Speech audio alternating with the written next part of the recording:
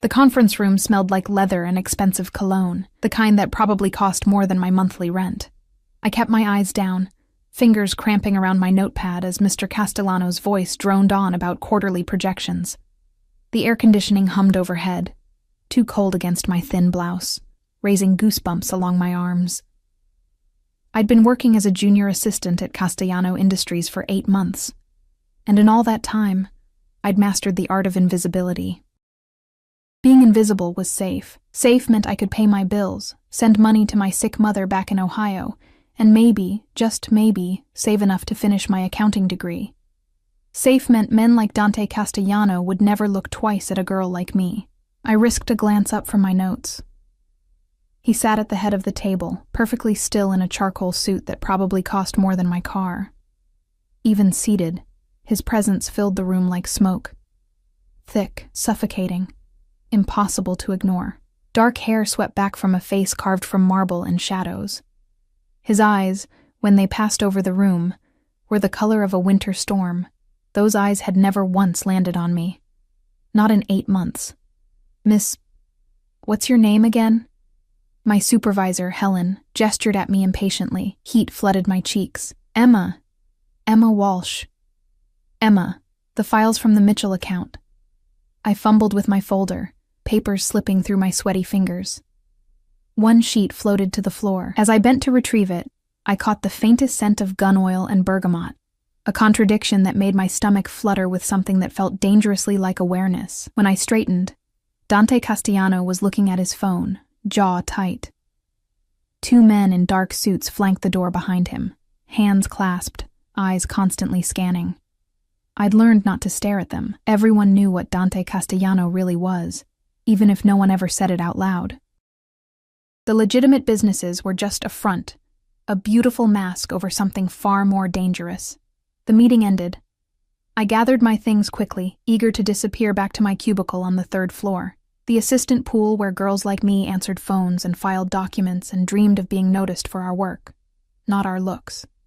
My cubicle was a gray box with a single photo of my mother taped to the partition. I just settled into my chair when I saw them. Roses. 24 blood-red roses in a crystal vase, sitting in the center of my desk. My heart stopped. The card was cream-colored, expensive.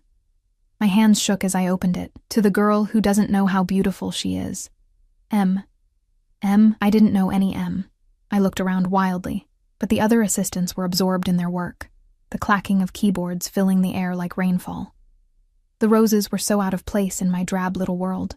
Too vibrant, too alive, too expensive. Someone's got an admirer. Jessica from the next cubicle peeked over the partition, her voice syrupy with false sweetness. Who's M? I don't know, I whispered, touching one velvet petal. It felt like sin beneath my fingertip. For 3 days, I tried to solve the mystery. 3 days of glancing at every man named Mike or Matt or Marcus in the building. 3 days of feeling beautiful and terrified and special in a way I'd never experienced. On the 4th day, more roses arrived. White this time, tinged with pink at the edges like a blush. Your smile yesterday made my day. I'm watching you, Emma. M. My smile? When had I smiled? The words should have frightened me. I'm watching you. But instead, they made my skin tingle with something electric and forbidden. Someone saw me. Someone noticed. By the end of the week, my cubicle looked like a garden, roses in every color, orchids, peonies that smelled like heaven.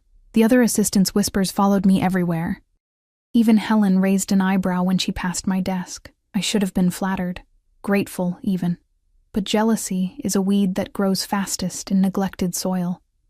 I thought of my mother's medical bills, thought of my worn shoes, and how I'd eaten ramen for dinner 4 nights this week to save money. Thought of how invisible I'd been my entire life. The plain girl, the forgettable girl, the girl who worked hard and kept her head down and never expected anything beautiful. These flowers weren't meant for me. They couldn't be. This was a mistake, a cruel joke or worse, pity from someone who'd noticed how pathetic my life was. The rage built slowly, like water coming to a boil. Every bouquet felt like mockery. Every card felt like a lie. By Friday afternoon, I couldn't breathe in my cubicle anymore. The fragrance was too thick, too sweet, cloying in my throat like perfume at a funeral. I waited until everyone left for lunch. Then I grabbed the largest vase, the blood-red roses from that first day, and marched toward the elevator. I didn't have a plan. I just knew I needed them gone. All of them. I needed to erase this beautiful mistake before it destroyed me. The executive floor was silent, carpeted in burgundy so thick my footsteps made no sound. I'd only been up here twice, both times trailing behind Helen like a shadow. The walls were decorated with expensive art I didn't understand. Abstract slashes of color that probably cost more than my mother's hospital bills. I found a trash chute at the end of the hallway. My hands were shaking so badly I almost dropped the vase just as I lifted it to dump the flowers. "Those are beautiful." The voice came from behind me, smooth as aged whiskey and just as dangerous. I spun around, and the vase slipped from my fingers. It shattered against the marble floor in an explosion of crystal, water, and roses. The sound echoed through the empty hallway like a gunshot. Dante Castellano stood 3 feet away, flanked by his ever-present shadows. But for the first time in 8 months, his storm cloud eyes were looking directly at me. Really looking. His gaze moved from the shattered vase to my face, and I watched something flicker in those depths. Surprise, perhaps, or recognition. His bodyguards tensed, hands moving toward their jackets, but he held up one hand in a gesture so slight I almost missed it. They froze. "I'm sorry," I gasped, dropping to my knees. Crystal shards glittered in the puddle like diamonds. "I'm so sorry, I'll clean it up, I'll—" "Stop," one word, barely above a whisper, but it pinned me in place. He moved closer. I could see his shoes now. Italian leather, probably custom-made. Spotless. They stopped inches from the water, spreading across the marble. The scent of bergamot washed over me, mixed with something darker. Cedar. Smoke. Danger. "Stand up." I obeyed on trembling legs, keeping my eyes on the floor. My heart was trying to escape my chest. I could lose my job for this. Worse. I was on the executive floor without permission, destroying property, making a mess in Dante Castellano's pristine world. Look at me. I couldn't. I physically couldn't make my eyes rise to meet his. His hand appeared in my field of vision. Strong fingers. A heavy silver ring on his right hand, etched with symbols I didn't recognize. He didn't touch me, just held his hand there in the space between us until curiosity won over fear. When I finally looked up, the intensity in his eyes stole my breath. "Why were you throwing away the roses?" His voice was quiet, controlled. But underneath I heard something that sounded almost like hurt. "They're not mine," I whispered. "They're a mistake." His jaw tightened. "Not a mistake." The world tilted. "What?" "The flowers. They're not a mistake, Emma." He knew my name. Dante Castellano knew my name. "I don't understand." My voice cracked. "M," he said softly, and the pieces fell into place with devastating clarity. "Marcus, my middle name." No, this wasn't possible. Men like Dante Castellano didn't notice girls like me. They didn't send flowers. They didn't watch us from their towers and find our smiles worthy of poetry. Why?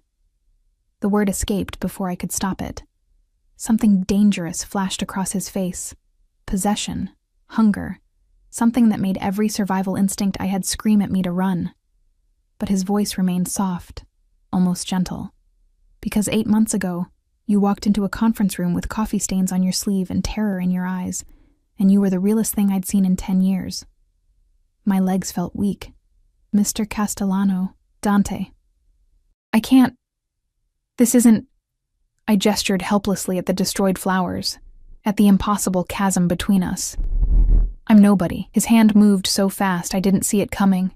Fingers gripped my chin, tilting my face up, forcing me to hold his gaze. Not painful, but absolutely inescapable. His touch burned.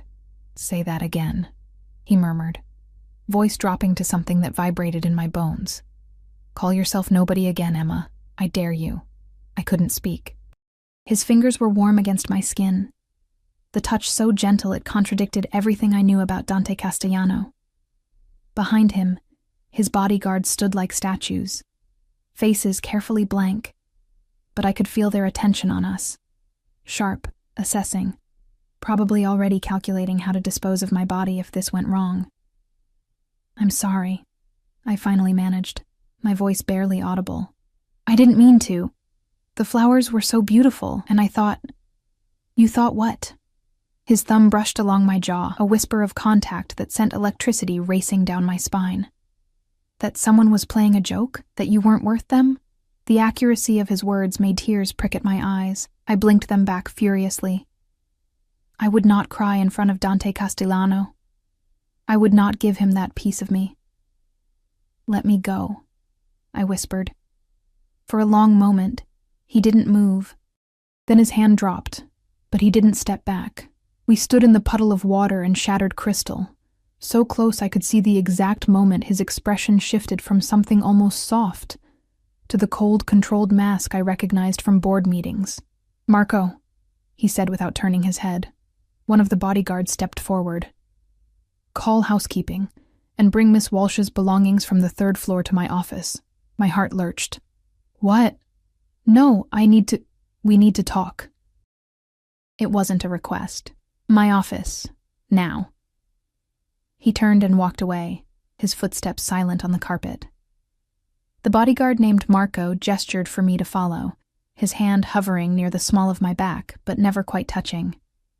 The other one stayed behind, presumably to deal with my disaster.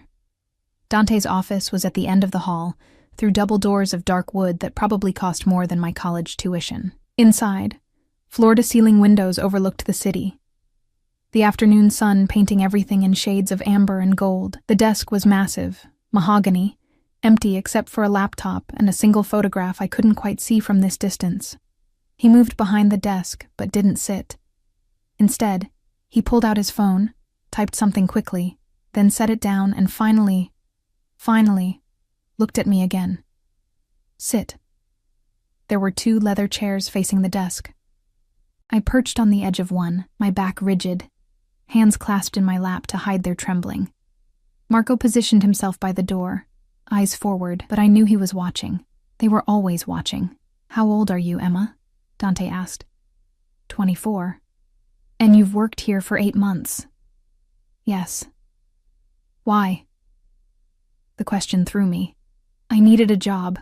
I'm saving for school, and my mother—" I stopped, unwilling to spill my life story to a man who probably fired people before breakfast. "Your mother is sick." It wasn't a question. Stage 3 breast cancer. You send her 60% of your paycheck every month. You eat 1 meal a day most weeks to afford it. Ice flooded my veins. "How do you—" "I know everything about you, Emma." He said it so casually, like he was commenting on the weather. "I know you graduated top of your class in high school but couldn't afford college. I know you work 2 jobs, here and weekend shifts at St. Mary's Hospital in the ER waiting room. I know you haven't bought yourself new clothes in 14 months. I know you're kind to people who don't deserve it, and you smile at the janitor every morning like he's royalty." Each fact felt like a violation, like he'd peeled back my skin and examined my bones. "You had me investigated the moment you walked into that first meeting." His eyes never left my face. "I needed to know who you were. Why?" The word came out strangled. "Why would you care about some random assistant?" He moved then, coming around the desk with predatory grace. He stopped directly in front of me, so close I had to tilt my head back to maintain eye contact. The intensity in his gaze made it hard to breathe. "Because you looked at me like I was a man," he said quietly. "Not a monster. Not a bank account. Not a ticket to something better. You looked at me for 3 seconds in that meeting, and then you looked away like I wasn't worth your time. Do you have any idea how rare that is?" I was nervous. You were real. He crouched down, bringing himself to my eye level, and suddenly there was nowhere to hide. "Everyone in my life wants something, Emma. Money, power, protection. They smile and lie and pretend, and I play along because that's the game. But you? You didn't even see me. I saw you," I whispered. "Everyone sees you." "No. They see what I let them see. His hand reached out and I flinched. He paused, something that looked like pain crossing his features, then continued until his fingers brushed a strand of hair from my face. You saw me in the parking garage 2 months ago. Remember? I did. I'd been leaving late, arms full of files I'd volunteered to take home over the weekend. He'd been standing by a black SUV, phone to his ear, and for just a moment, his mask had slipped. He'd looked tired, human, vulnerable.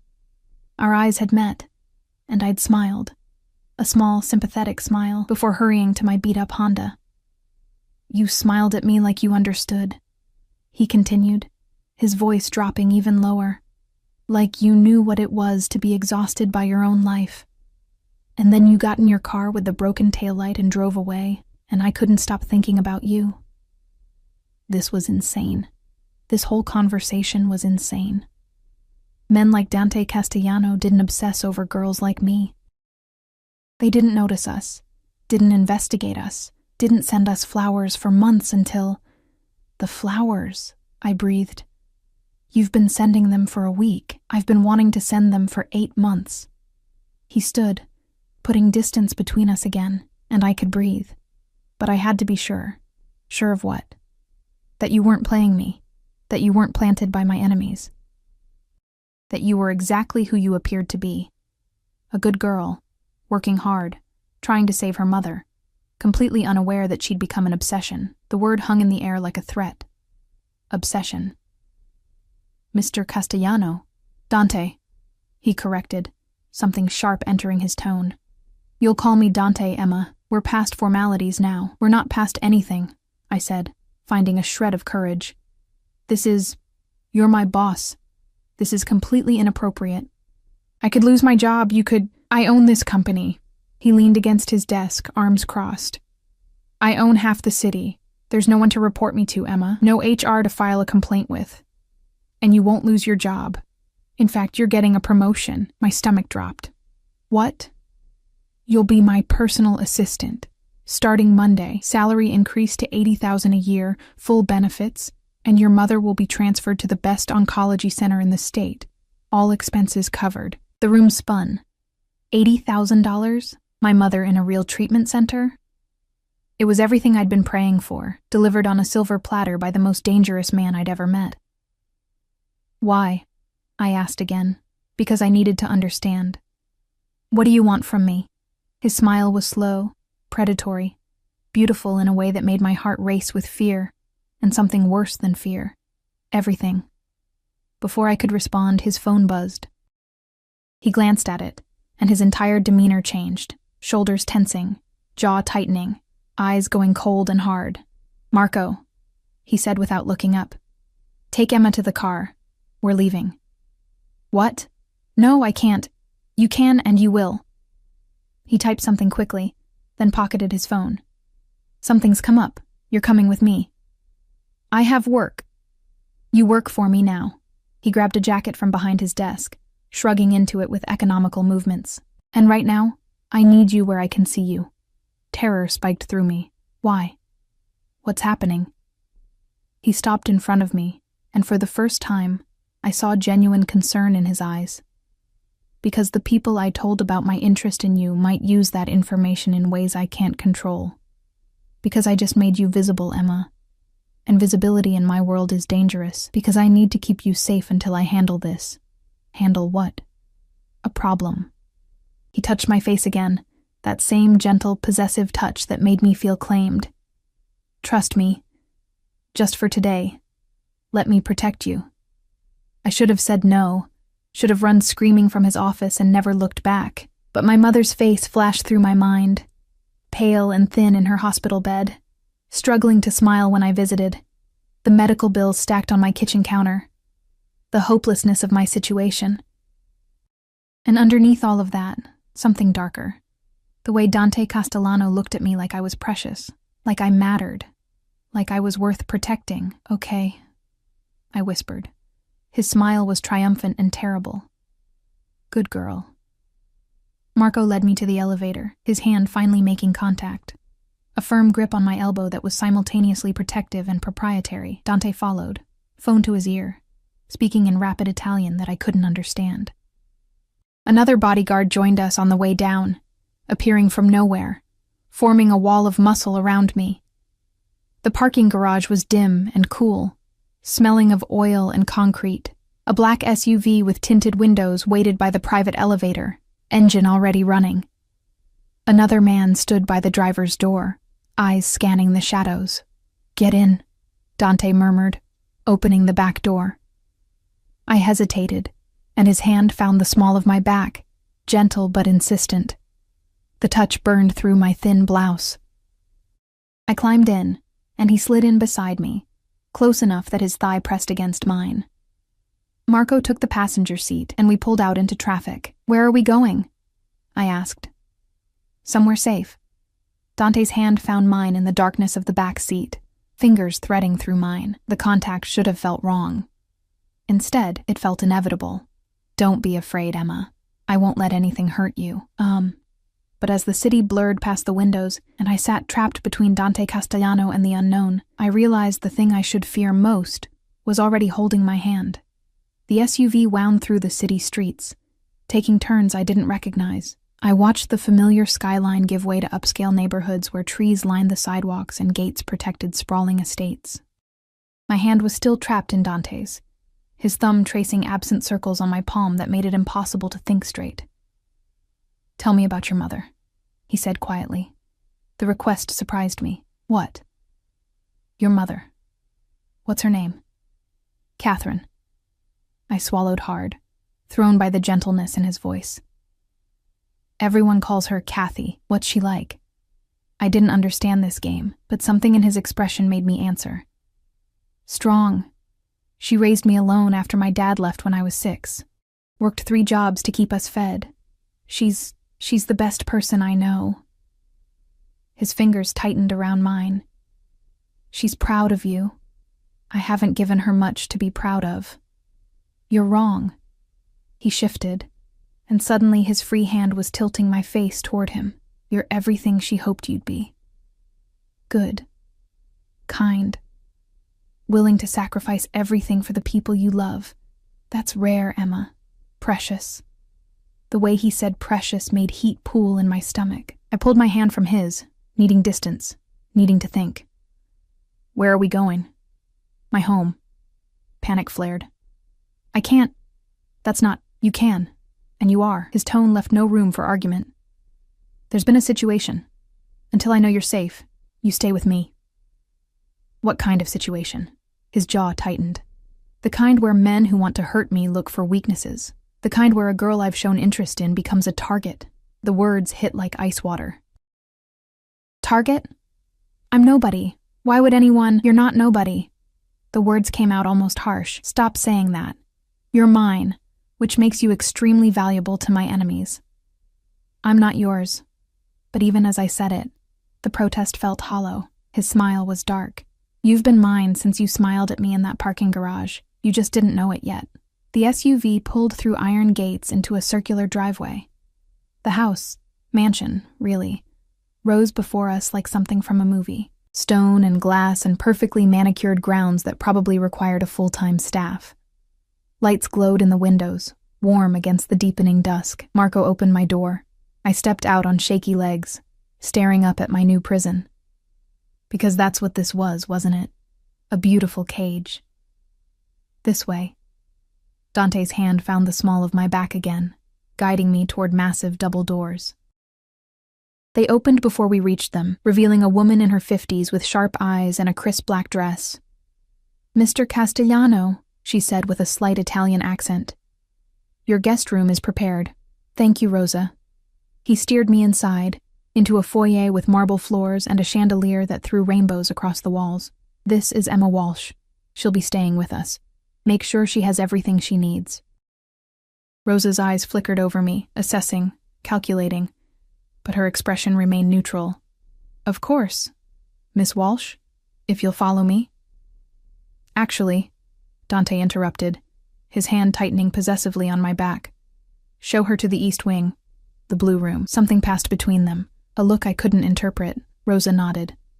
"As you wish."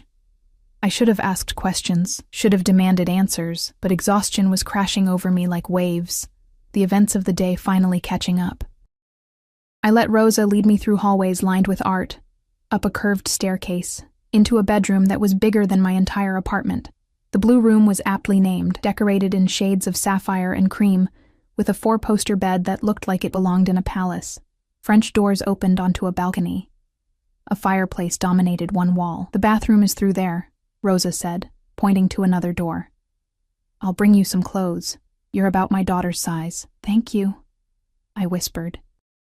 She paused at the door, something almost like pity crossing her features. "Mr. Castellano is not a bad man, Miss Walsh, but he is a dangerous one. Be careful."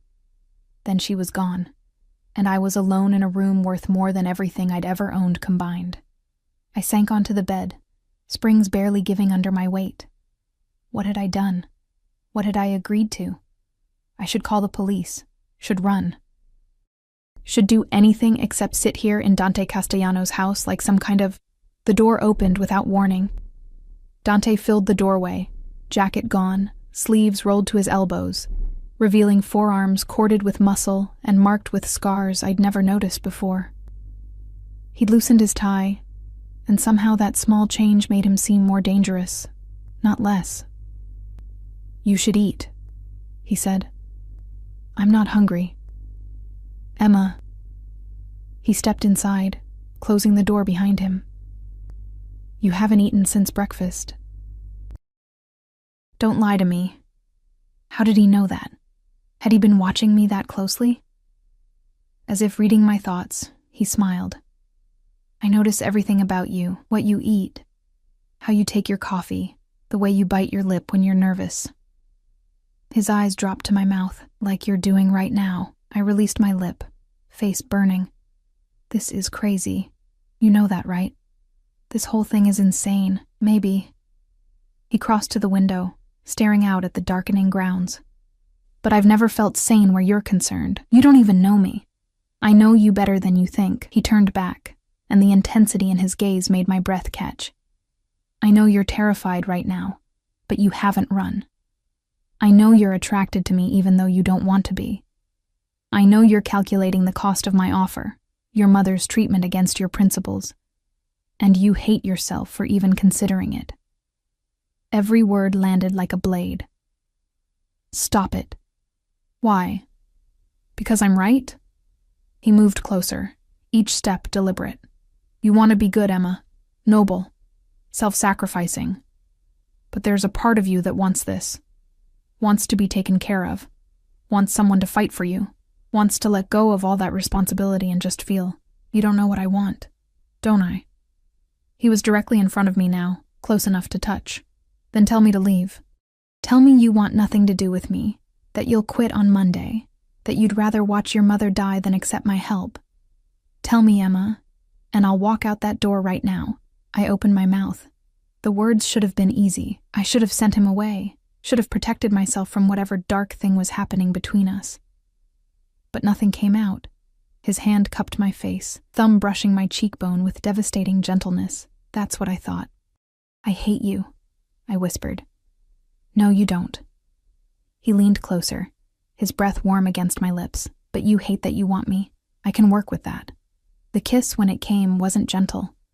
It was possession and promise and threat all wrapped together. His mouth claimed mine with an intensity that stole my breath, one hand tangling in my hair while the other gripped my hip hard enough to bruise. I should have pushed him away. Instead, my hands fisted in his shirt, pulling him closer, betraying every principle I'd ever held. He made a sound low in his throat, triumph and hunger, and deepened the kiss until I was drowning in him. Bergamot and smoke and something uniquely Dante filled my senses. His tongue swept against mine, demanding surrender. And God help me, I gave it. When he finally pulled back, we were both breathing hard. His eyes had gone dark, pupils blown wide with want. His thumb traced my swollen lower lip.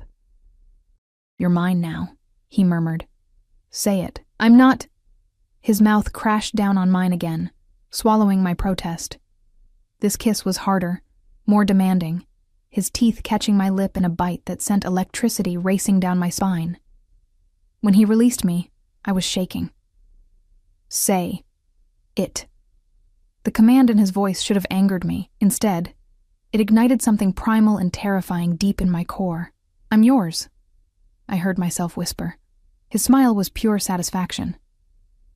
Good girl. He kissed me once more, softer this time, almost sweet, then stepped back. Rosa will bring dinner, eat, rest. Tomorrow we'll discuss the details of your new position. Dante. Sleep, Emma. He moved toward the door, then paused. And don't try to leave. Marco and Luca are outside your door. They won't hurt you, but they won't let you go either. Not until I know you're safe. I'm a prisoner. You're protected. His eyes softened slightly. There's a difference. Learn it. Then he was gone, and I was alone with the taste of him on my lips, and the terrifying knowledge that somewhere between the flowers and the kiss, I'd stopped wanting to escape. I woke to sunlight streaming through unfamiliar windows and the smell of coffee. For a moment, I couldn't remember where I was. Then it all came rushing back. The flowers, the confrontation, the kiss that had branded itself into my memory. A soft knock preceded Rosa's entrance. She carried a tray with coffee, fresh fruit, and pastries that looked like they'd come from a professional bakery. Good morning, Miss Walsh. Mr. Castellano asked me to inform you that he had business to attend to this morning, but he'll return by noon. He's left clothes for you in the closet. I sat up, pulling the silk sheets around me. At some point last night, I'd changed into a nightgown Rosa had provided, soft cotton that was probably worth more than my entire wardrobe. What kind of business? Rosa's expression closed off. The kind that requires his attention. Eat, please. He won't be pleased if you skip meals. She left before I could ask more questions. I picked at the food, my stomach too knotted to appreciate the luxury. When I finally worked up the courage to check the closet, I found it full of clothes, designer labels, all in my size.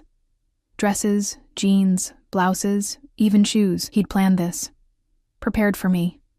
How long had he been waiting for an excuse to bring me here?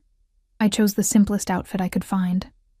Dark jeans and a cream sweater, and ventured out of the room. Marco stood outside, exactly where Dante had promised. His face was impassive. Miss Walsh. Is there something you need? I'd like to see the house. I lifted my chin, refusing to be intimidated. He considered this, then nodded. I'll escort you. The mansion was even more impressive in daylight. Rosa had clearly been busy. There were fresh flowers in every room. The kind that didn't come from grocery stores. The kitchen was massive, all marble and stainless steel. The library held more books than I'd seen outside a university, and everywhere, subtle signs of security. Cameras hidden in corners, reinforced windows, doors that looked decorative but were probably bulletproof. This wasn't just a home. It was a fortress. How long have you worked for him? I asked Marco, as we walked through a conservatory full of exotic plants. 8 years. And you're loyal to him? It wasn't a question, but Marco answered anyway. Mr. Castellano saved my life. I'd die for him without hesitation. The certainty in his voice chilled me. What kind of man inspires that kind of loyalty? Marco's expression softened slightly. The kind who protects his own, the kind who never forgets a debt or forgives a betrayal, the kind who would burn the world down for someone he cares about. He paused. He cares about you, Miss Walsh. That makes you family, and we protect family. Before I could process that, my phone buzzed. I'd forgotten I even had it. Rosa must have brought it with my purse. The screen showed an unknown number. Don't answer that, Marco said sharply, but I'd already swiped to accept. Hello? Emma Walsh? A man's voice, smooth and cultured. You don't know me, but I know all about you. I know you're staying at Dante Castellano's estate. I know he's developing quite the obsession with you. And I know exactly how to use that information. My blood turned to ice. Who is this? A friend? Or an enemy? That depends entirely on you. He laughed softly. Tell your new boyfriend that Victor Russo sends his regards. And Emma, enjoy the mansion. It's about to become your tomb. The line went dead. The phone slipped from my nerveless fingers. Marco caught it before it hit the marble floor, his face going dark as he checked the screen. What did they say? He demanded. Victor Russo. My voice came out strangled. He said this place would become my tomb. Marco was already moving, phone to his ear, speaking rapid Italian. Within seconds, the house erupted into controlled chaos. Men in dark suits appeared from nowhere, securing windows, checking doors. Rosa materialized at my side, her hand firm on my elbow. Come with me, Miss Walsh. Now. She led me to a room I hadn't seen before. Dante's study, judging by the massive desk and the scent of bergamot that lingered in the air. She pushed me into a leather chair and locked the door behind us. Stay here. Don't open this door for anyone but Mr. Castellano or me. Understood? I nodded, too shocked to speak. She disappeared, and I was alone with the pounding of my heart and the echo of that smooth, cultured voice promising death. The study was all dark wood and leather, bookshelves lining the walls, but it was the desk that drew my attention. Specifically, the photograph I'd glimpsed in his office. I moved closer, needing the distraction from my terror. It was a family portrait. A younger Dante, maybe 20, stood beside an older man who shared his features, his father clearly. And next to them, a beautiful woman with kind eyes and a teenage boy with Dante's smile. They looked happy, normal. That was taken 3 months before they died. I spun around. Dante stood in the doorway, his suit jacket gone, a smear of something dark on his white shirt that made my stomach turn. Blood. That was blood. Are you hurt? I rushed toward him without thinking. He caught my hands, stopping me. Not mine.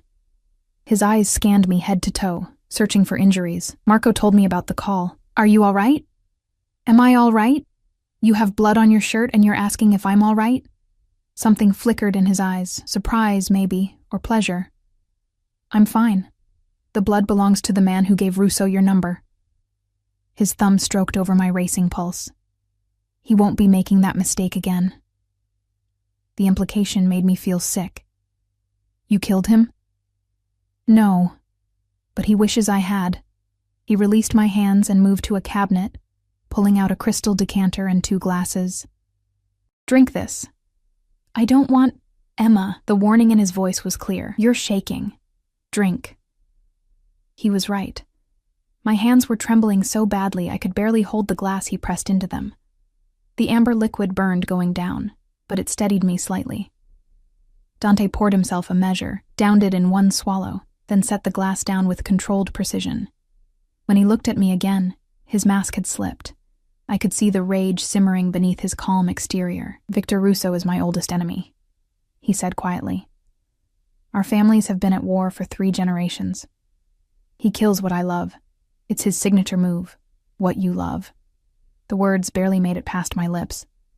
His smile was bitter. My mother, my brother. Everyone I've ever cared about, he's taken from me. That's why I've been alone for so long, Emma. That's why I've kept my distance from everyone who might matter. Then why? I gestured helplessly between us. Why risk it? Why make me a target? Because I'm tired of being alone. He moved closer, and I could see the exhaustion in his eyes now, the weight of years of violence and loss. Because 8 months of watching you from afar wasn't enough anymore. Because the moment you smiled at me in that parking garage, I knew that you were worth any risk. That's insane. Yes. He cupped my face, forcing me to meet his eyes, but it's the truth. You make me want things I gave up on years ago. A normal life, a family, someone to come home to who sees me. Not the monster, not the boss, but me. Tears pricked my eyes. I can't be that person. I'm not strong enough for your world. You're stronger than you know. His forehead pressed against mine, and for a moment, we just breathed together. But I won't force this. If you want to leave, I'll arrange protection for you and your mother. You'll be safe. But you'll be alone. It was the choice I'd been waiting for. My escape, offered freely. I should have taken it. Should have run from this beautiful, dangerous man in his world of blood and violence. But the thought of leaving made my chest ache. What's the alternative? I whispered. You stay. You become mine in every way that matters. I protect you with everything I have, and you let me." His hands slid into my hair. "I won't lie to you, Emma. It won't be easy. There will be danger. There will be nights when I come home covered in blood that isn't mine. There will be choices that keep you awake at night. But you'll never be alone again. You'll never have to struggle or sacrifice or go hungry. Your mother will have the best care money can buy, and I will worship you every single day for the rest of our lives." The promise in his words was terrifying in its intensity. "You barely know me. I know enough." His mouth brushed against mine, soft and sweet. "I know you're brave enough to throw away flowers you thought were too good for you. I know you're loyal enough to sacrifice everything for your mother. I know you're strong enough to stand in my office and call me out when anyone else would have cowered. That's all I need to know. What if I'm not who you think I am? Then I'll love whoever you turn out to be." He kissed me again, deeper this time, and I tasted desperation beneath a desire. "Stay, Emma, please." The please broke me. This powerful, dangerous man, this king of his dark empire, was begging me to stay. "Okay," I breathed against his lips. "I'll stay." His arms came around me, crushing me against his chest, and I felt him shudder. "Thank you," he murmured into my hair. "Thank you."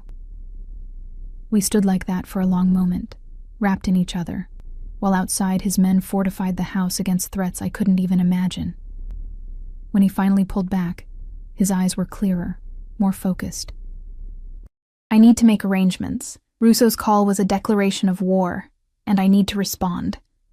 His hand cupped my face. "Rosa will stay with you. Don't leave this room until I come back." "Where are you going?" "To send a message."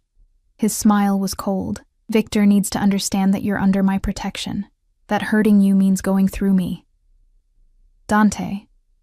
"I'll be back by dinner." He kissed me once more, hard and possessive. "And then we'll talk about moving your mother to the treatment center tomorrow. I want her safe before Russo makes his next move." He was gone before I could protest, leaving me alone in his study with the photograph of his dead family and the taste of his promise on my lips. The next 3 days blurred together in a haze of controlled chaos. True to his word, Dante arranged for my mother's transfer to the Riverside Oncology Center, the best facility in the state. I wasn't allowed to visit her in person. "Too dangerous," Dante said, his jaw tight. But we video called every evening. She looked better already, color returning to her cheeks, hope rekindling in her eyes. "I don't understand how you arranged this, sweetheart," she said during one call, her voice thick with tears. "The treatment here costs—" "Don't worry about the cost, Mom." I forced a smile, acutely aware of Dante standing just out of frame, watching. "I got a promotion. A really good one. Just focus on getting better." After we hung up, Dante pulled me into his arms. We'd fallen into this pattern, stolen moments between meetings and phone calls, his touch becoming as necessary as breathing. He hadn't pushed for more than kisses, seemed content to hold me while he worked, to have me near. But I could feel the tension building. The way his eyes tracked my movements. The possessiveness in every touch, the barely leashed hunger when he looked at me. On the 4th day, everything changed. I was reading in the library when Marco appeared, his expression grim. "Miss Walsh, Mr. Castellano requests your presence in the ballroom immediately." The ballroom? We hadn't used that part of the house. Why? He'll explain. Dread pooled in my stomach as I followed Marco through the mansion. The ballroom was at the east end, doors usually kept closed. Now they stood open, revealing a cavernous space with crystal chandeliers and a floor that gleamed like glass. Dante stood in the center, surrounded by at least 20 men in dark suits. And kneeling on the floor in front of him, hands bound behind his back and face bloody, was a man I'd never seen before, Emma. Dante's voice was calm, but I heard the steel beneath it. "Come here." My legs felt like water, but I forced myself forward. The bound man's eyes tracked my movement, and I saw calculation there, even through the pain. "This is Michael Torres," Dante said, his hand finding the small of my back the moment I reached him. "He worked for Victor Russo. He was sent to infiltrate my household staff to get close to you." Ice flooded my veins. "What?" "He applied for a groundskeeper position yesterday. Rose's instincts flagged him, and my men did some digging. Dante's fingers tightened on my back. Tell her, Michael. Tell her what Russo's plan was. The man spat blood onto the pristine floor. Go to hell, Castellano. Dante's free hand moved so fast I barely saw it. One moment he was standing still. The next, his gun was pressed against Michael's temple. The click of the safety releasing was deafening in the sudden silence. I'll ask once more, Dante said softly. Tell her. He wanted me to get close to the girl, Michael gasped out. Gain her trust. Take her when you weren't looking. Deliver her to his estate so he could... He stopped, eyes darting to me. So he could what? Dante's voice dropped to something sub-zero. So he could make you watch while he killed her. Slowly. The world tilted. Dante's arm came around my waist, the only thing holding me upright. You see now? He murmured in my ear. You see why I can't let you out of my sight? Why I need you here? Protected. Mine. I couldn't speak. Couldn't breathe. The reality of his world, of what I'd agreed to, was crushing me. Take him to the East Warehouse, Dante ordered, his gun disappearing as quickly as it had appeared. Make sure Russo hears his screams before he dies. Marco and 2 other men hauled Michael to his feet, dragging him away. His pleas for mercy echoed through the ballroom until the doors closed, cutting them off. Then it was just us, standing in that beautiful, terrible room, while my entire world rearranged itself around the truth. I hadn't just agreed to stay with Dante Castellano. I'd agreed to be the weakness that his enemies would exploit, the target that would always be painted on my back. I'm sorry you had to see that, Dante said quietly, turning me to face him. But I needed you to understand. This is my life, Emma. Violence and blood and constant vigilance. If you stay, this is what you're accepting. I looked up at him. This man who'd sent flowers for months, who'd investigated every detail of my life, who'd promised to worship me while standing over a man he was about to torture to death. Are you giving me another chance to leave? No. His smile was sad. I'm too selfish for that. You're mine now, and I'm not letting you go, but I need you to understand what that means. I understand. And terrifyingly, I did. I understood that I'd fallen in love with a monster who looked at me like I was salvation. I understood that my old life was gone, burned away the moment I'd thrown those roses in the trash. I understood that there was no going back. Say it again, he commanded, hands framing my face. Tell me you're mine. I'm yours, I whispered. And this time, I meant it with every fiber of my being. His kiss was fierce, claiming, branding. And as he lifted me into his arms and carried me from that ballroom of beautiful horrors toward his bedroom, I surrendered completely to the dark prince who'd made me his queen. Dante's bedroom was a revelation. Dark walls, massive bed, with black silk sheets, floor-to-ceiling windows overlooking the grounds. He set me down gently, his eyes never leaving mine as he shrugged out of his jacket and began unbuttoning his shirt.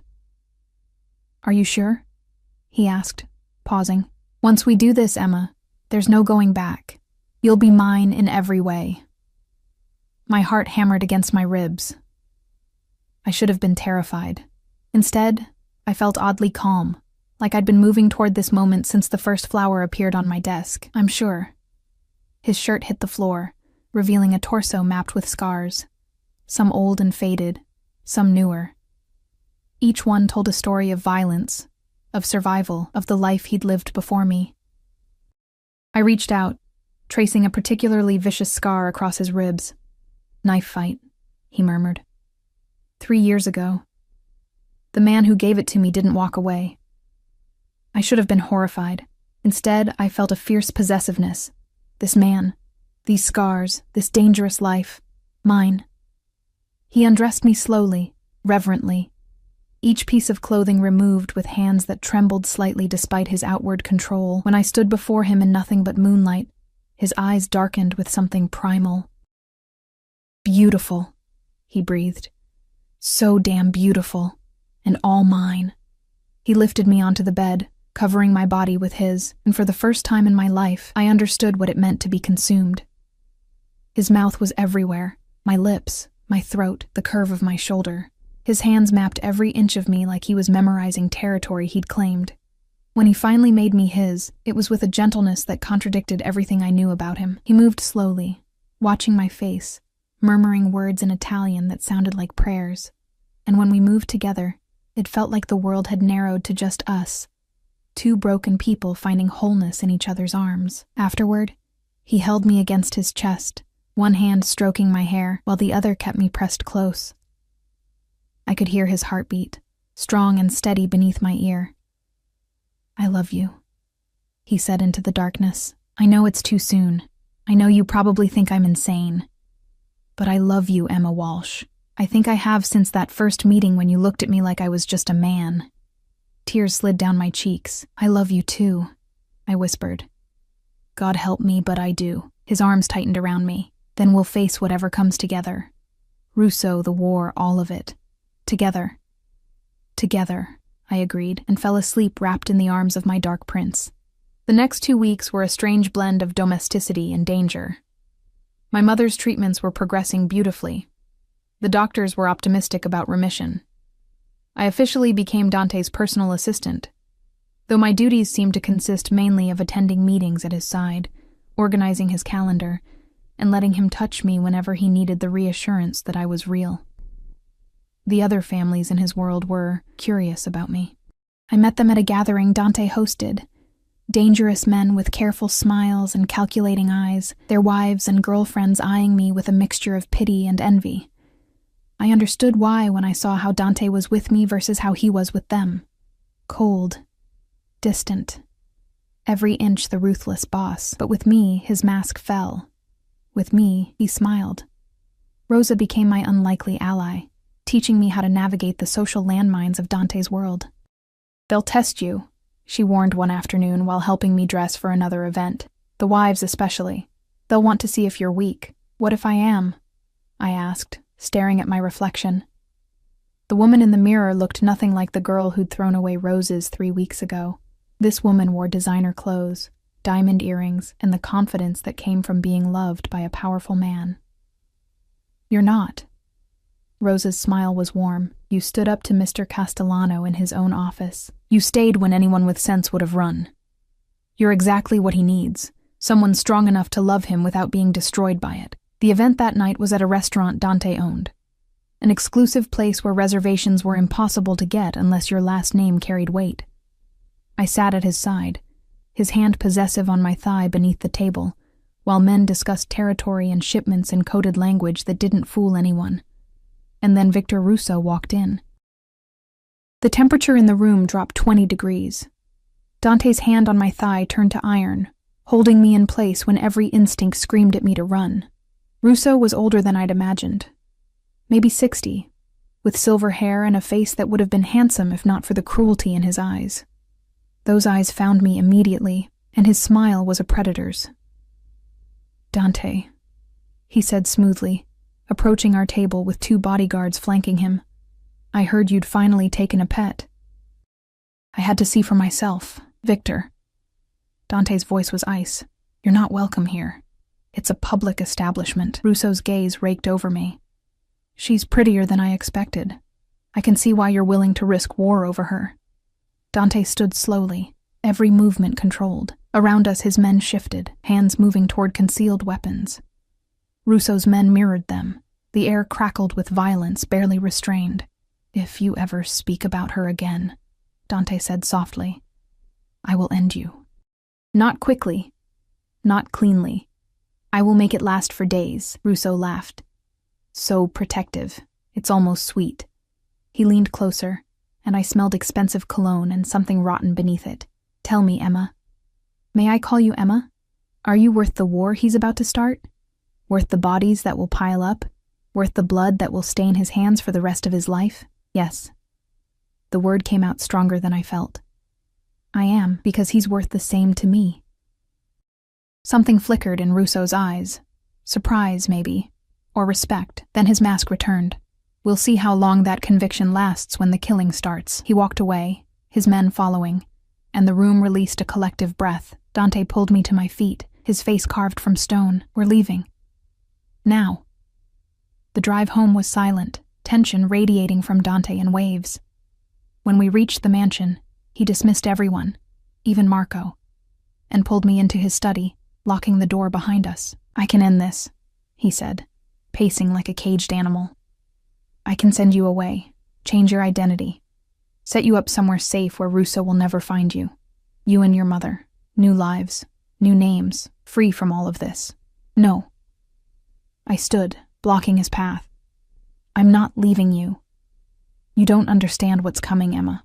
War, real war. People will die. My people, his people, and he'll come for you. He'll try everything in his power to take you from me, to hurt me in the worst way possible. Then we fight." I grabbed his face, forcing him to look at me. "Together. You told me we'd face everything together, remember? I can't lose you." His voice broke. "I can't survive losing you. Then don't lose me." I kissed him, pouring everything I felt into it. Love, fear, determination. "Fight for me. Fight for us. And I'll stand beside you through all of it." His arms came around me, crushing me against him. "I don't deserve you." "Probably not," I agreed. "But you have me anyway." A broken, beautiful sound, and kissed me like I was air and he was drowning. The war, when it came, was brutal. 3 of Dante's warehouses burned. 2 of Russo's lieutenants disappeared. The police, carefully paid to look the other way, suddenly found pressing business elsewhere when bodies started appearing. Through it all, Dante kept me close. I learned to sleep through phone calls in the middle of the night, to not flinch when he came home with blood on his clothes, to trust that Marco and the others would keep me safe when Dante couldn't be there. My mother went into remission. The day we got the news, I cried in Dante's arms for an hour, while he held me and whispered Italian endearments I didn't understand, but felt in my soul. "Marry me," he said, when my tears finally dried. I pulled back to look at him. "What?" "Marry me, Emma." He produced a ring from his pocket, a diamond so large it should have been obscene, but somehow wasn't. "Not because of the war or because I need to claim you. Because I love you. Because I want to wake up next to you for the rest of my life. Because you make me believe in futures I thought were dead. Yes." I didn't hesitate. "Yes, yes, 1,000 times yes." He slipped the ring onto my finger, and it fit perfectly. Of course it did.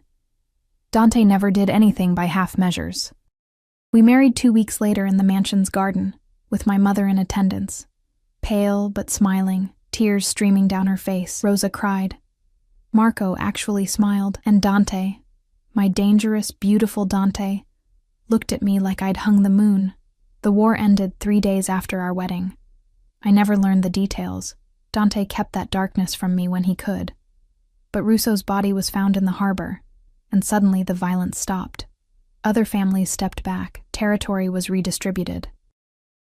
And Dante's position, already strong, became unassailable.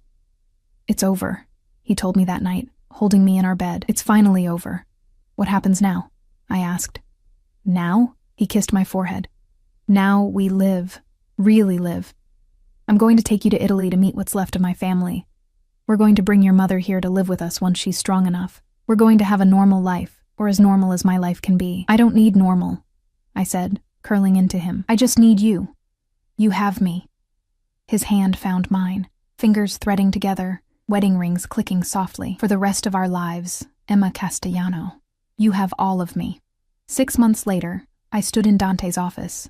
Our office now, since he'd insisted on a second desk so I could work beside him. My mother was in the guest house on the property, fully recovered, and learning Italian from Rosa. The flowers on my desk today were white roses, delivered by my husband with a card that simply read, "Still the most beautiful thing in my world. D." I smiled, touching the velvet petals. So much had changed since that day I'd tried to throw away his flowers. I'd gone from invisible to invaluable, from alone to beloved, from a girl struggling to survive to a woman who'd found her home in the most unlikely place. The door opened, and Dante walked in, eyes finding me immediately. His face softened, that expression he saved only for me. "Ready?" he asked, extending his hand. "For what?" "Dinner, your mother, our life." His smile was warm, genuine, nothing like the cold mask he showed the world, ready for everything. I took his hand, letting him pull me close. With you? Always. As we walked out together, his arm around my waist and my head on his shoulder, I thought about fate and flowers, and how sometimes the most dangerous men make the safest havens. How sometimes being noticed, really, truly seen, is worth every risk, and how sometimes love blooms in the darkest places, more beautiful for having survived the shadows. Outside, the sun was setting over the garden where we'd married, painting everything in shades of gold. My mother waved from the guest house porch. Rosa had dinner waiting. Marco nodded respectfully as we passed. This was my life now, beautiful and dangerous and wholly mine, and I wouldn't change a single thing.